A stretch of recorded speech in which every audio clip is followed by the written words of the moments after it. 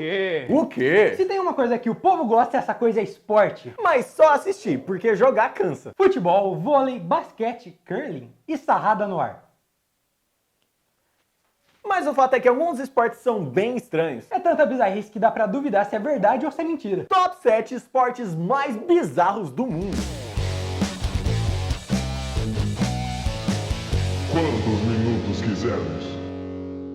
Eu sou o Eduardo. Eu sou o Francisco e se você quiser receber mais conteúdo do canal, é só seguir nossas redes sociais. É tudo QMQ_oficial. E claro, se você é outra prateleira, já deixa seu like antes que eu arranque a cabeça de uma cabra, chuche a cabeça pro gol e fale que é um esporte. Sepak Takraw. Esse esporte é genial. Sepak Takraw é basicamente um vôlei, só que jogado com os pés. Então é tipo futevôlei. Sim, só que muito mais hardcore. เอายังกลับเกมไม่ได้ครับเล่นเองไหมเอาโอ้โหเกือบไปเหมือนกัน Não se sabe ao certo qual o país de origem do Sepak Takraw. O que se sabe é que ele surgiu em algum país da Ásia. E cara, quando você vê o lance do jogo, vai entender porque a origem do esporte é asiática.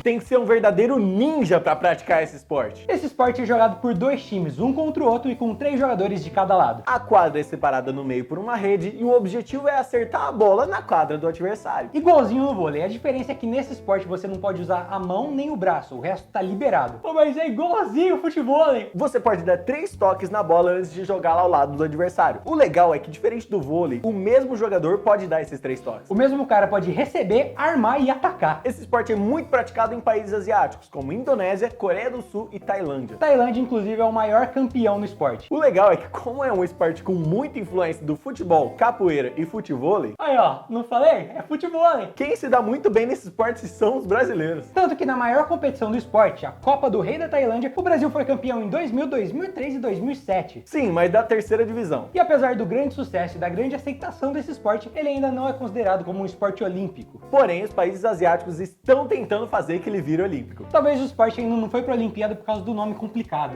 E você tem algum melhor? Futevôlei!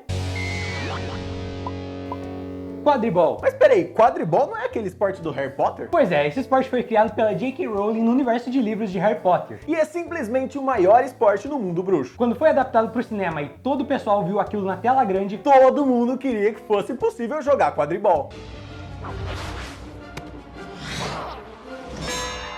e foi isso que alguns adolescentes fizeram. Em 2005, 2 universitários de uma faculdade dos Estados Unidos resolveram transformar o quadribol em um esporte de verdade. Cara, eles com certeza estavam muito entediados, ou muito bêbados, ou muito drogados. Afinal, como transformar um jogo fictício de Harry Potter em um jogo de verdade? É basicamente só colocar uma vassoura no meio das pernas e sair correndo. No jogo real existem todas as mesmas funções que no quadribol do filme. Como os artilheiros, que são os responsáveis por fazer o gol.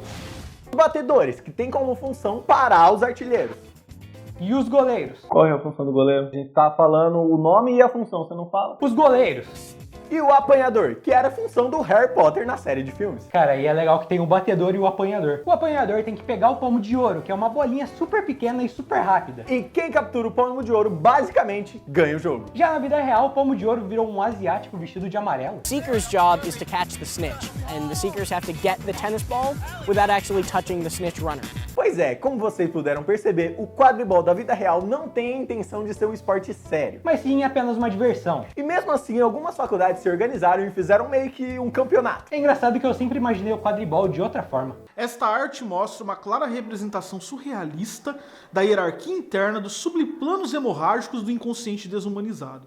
Assim podemos claramente concluir que o artista nada mais queria do que nos transmitir os aromas sombrios do infinito do dever heraclitiano. Ah, quadribol. Piadas ruins. Corrida do queijo. Esse esporte é uma tradição. Várias pessoas se juntam em um morro, eles jogam o queijo morro abaixo e as pessoas saem correndo atrás do queijo. E o vencedor leva o queijo pra casa. Não tem como dar errado. Mas afinal, o que é essa corrida do queijo? Algumas teorias afirmam que essa corrida é fruto de um ritual pagão de cura. E se fosse de Minas, pode até ser meia cura. Piadas ruins. Porém, não existe nenhuma evidência que sustenta essa explicação. O fato é que essa corrida já existe há 200 anos. É aquele tipo de coisa que o povo nem sabe mais por que eles estão fazendo, mas mesmo assim fazem. Cara, por que não sair correndo morro abaixo atrás de um pedaço de queijo? É genial. E a única regra dessa corrida é: não tem regra. E quem pegar o queijo primeiro vence. Eles fazem várias corridas no dia devido ao grande número de participantes do evento. E é dividido em várias categorias, de acordo com sexo e idade. Mas você deve estar se perguntando, e o que tem de tão especial nesse queijo? É o queijo de Gloucester, que é um queijo tradicional da região. E eu não sei o que ele tem de especial, mas se um bando de gente está se jogando morro abaixo para comer esse queijo, eu me jogaria também. Essa corrida acontece anualmente, é sempre realizada no mês de maio, em Coopers Hill, na região de Gloucester, mesmo lugar onde o queijo é produzido. Inicialmente era uma tradição só do povo local, mas com os anos foi chamando a atenção e hoje um bando de retardado viaja para Inglaterra só para participar dessa corrida. Se fosse uma corrida de queijo mesmo, nela o queijo que ganhasse depois de descer o morro iria ficar todo ralado. Piadas ruins. E teriam que dividir em categorias. Como assim? Porque tem a categoria dos queijos homens e dos queijos minas. Double kill. Cara, eu nunca faria isso de correr morro abaixo atrás de um queijo. Vai que eu morro. Triple kill. Bem-vindo ao céu. Como você morreu? Na corrida do queijo. Quê? Jô. Now the world don't move to the beat of just one drum. Buscache. Você conhece o polo? Sim, é aquele lugar muito frio onde vivem os pinguins, os ursos polares, os esquimós e os vikings. Não. É minha camisa, então. Cala a boca. Não, o polo é um esporte em que os jogadores ricos, em cima dos seus cavalos, batem uma bola com tacos e tentam marcar gols na área adversária. Eu conheço o polo e não é bizarro assim. Tudo bem, mas a gente não vai falar dele, mas sim do buscache. Que é muito parecido com o polo, só que ao invés de um taco, eles usam um pau ou um chicote. Eu tô usando meu pau.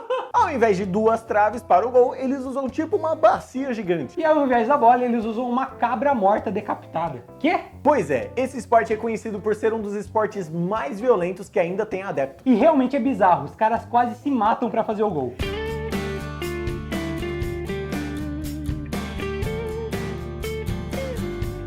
Esse esporte também lembra um outro que é famoso na Argentina, o pato. Que antes era jogado com um pato morto, mas agora é com uma bola. Sem graça. En este caso entra solo. O buscache é praticado em boa parte da Ásia, principalmente no Afeganistão. E é proibido em alguns lugares. Por que será, né? Será que porque eles jogam com uma cabra morta? Pois é, né? Que coisa macabra. Piadas ruins. Imagina se outros esportes também fossem jogados com uma cabra morta? Não! A gente não vai fazer isso. E acaba logo essa cena e volta pro episódio. Bossa Ball. O que acontece quando um gringo vem passear no Brasil e cria um esporte? Acontece a criação de um esporte sensacional. Esse esporte é o Bossa Ball. E não, ele não foi inventado pelo Bossa do Hermes e Renato. Pra mim, maior invenção do século XX, meu. Quem inventou esse esporte foi o ex-tenista belga, Philip Eijkmans. E a primeira vez que o Bossa Ball foi jogado foi na Espanha. E é basicamente a junção do vôlei e do futevôlei. Mas futebol aí de novo? Genial! Tá, mas esse não era o Sepak Takraw? Sim, só que agora em uma cama elástica. E a inspiração para a criação desse esporte foi o Brasil. Pois é, nosso amigo Felipe veio passar uma temporada no Brasil, mais especificamente em Recife. E lá ele conheceu um pouco sobre o vôlei de praia e o futebol de areia. Mas e o futebol? E também ficou encantado com a capoeira. Além de tudo isso, o Felipe também conheceu a raiz da música brasileira, a bossa nova. Ele juntou todos esses fatores e criou o Bossa Ball. Sim, o nome é Bossa Ball em homenagem à bossa nova. Mas afinal, como funciona esse esporte? A quadra do Bossa Ball é formada por 3 camadas de colchão inflável. E em pontos específicos temos 2 camas elásticas. A quadra é dividida ao meio por uma rede e em cada lado temos 4 jogadores. 3 deles ficam no colchão defendendo e armando, enquanto o outro fica na cama elástica atacando. E o objetivo é fazer com que a bola toque no campo adversário. E nesse jogo é liberado usar qualquer parte do corpo. E é realmente muito legal de assistir. Por ser um esporte muito recente, ele ainda não tem campeonatos nacionais ou internacionais. E muito menos é considerado um esporte olímpico. Cara, mas se fosse, eu com certeza assistiria nas Olimpíadas no Brasil. Olimpíada no Brasil, tanta zoeira nunca se viu. Hóquei subaquático. Você conhece o hockey ou hockey? Pois é, o hóquei é um esporte super comum e tradicional. E existem várias modalidades, A mais famosa é a no gelo. Against Merrill. Ovechkin accelerates in. mas tem também na quadra. Inclusive, nossa cidade Sertãozinho é muito famosa no hóquei. Chupa, Canadá! E no campo, que é bem estranho. Só falta criarem um hóquei na água. Sim, realmente fizeram isso. E aí surgiu o hóquei subaquático. Esse esporte nasceu em 54 na Inglaterra pelo Alan Blake, fundador de um clube de mergulho no mar. E como nos meses de frio é difícil mergulhar no mar, ele criou esse esporte na piscina para deixar os alunos mais ativos. E é muito simples, é um disco no fundo da piscina e 6 pessoas de cada lado com um pequeno taco de uns 35 centímetros. Caramba, se isso é um pequeno taco, eu tô mal. E o objetivo é, claro, fazer gol. I don't think. So the two New Zealand girls going down, Maggie won't be able to... Cara, esse taco parece uma colher, velho. Esse esporte é muito praticado na Europa e na Oceania. E já é tão grande que tem campeonato mundial desde 1980. E você nunca nem tinha ouvido falar. Mas a grande dificuldade do esporte crescer é que é muito difícil de ver alguma coisa no estádio. E na TV não dá pra entender muito o que tá acontecendo. Nem dá pra ver o disco direito. No Brasil não é muito famoso. Mas tem um brasileiro que deve brilhar muito no hóquei. Quem? O Nelson Rubens. Ok. Piadas ruins. Boxe e xadrez. Eu tenho certeza que todo mundo aqui conhece o xadrez. Sim, é minha camisa. Não, aquele jogo de estratégia onde você precisa pensar muito.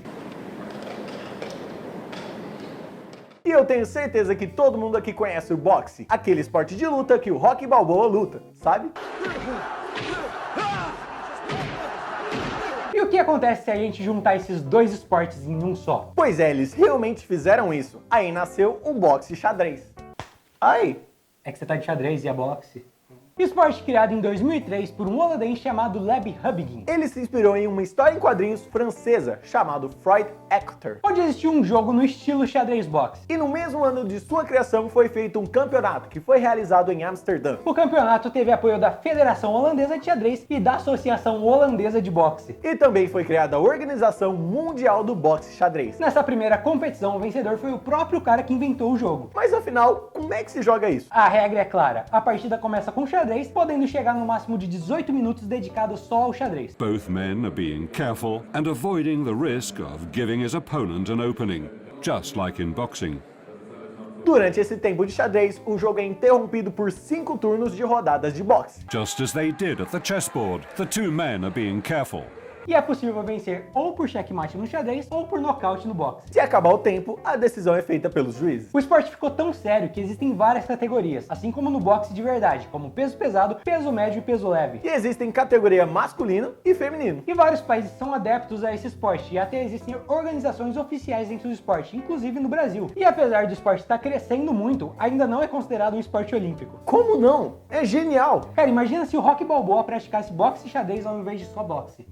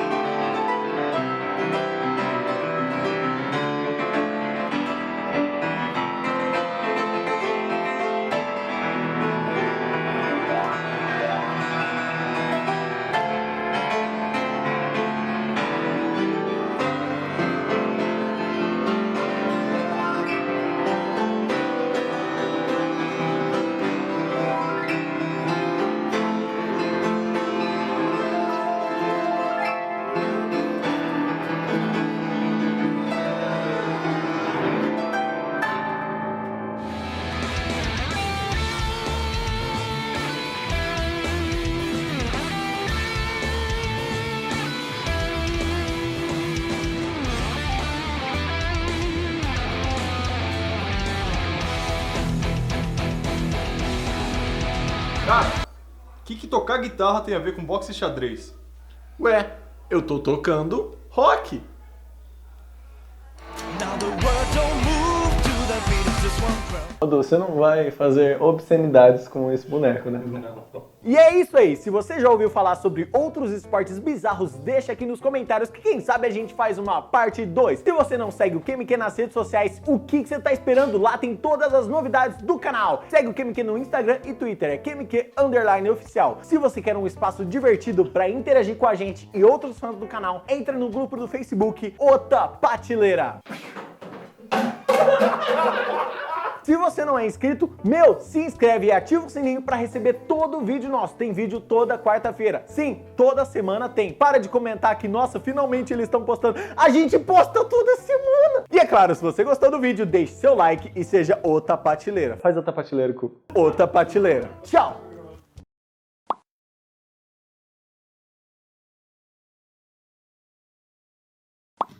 Jô Soares. É, pós-crédito.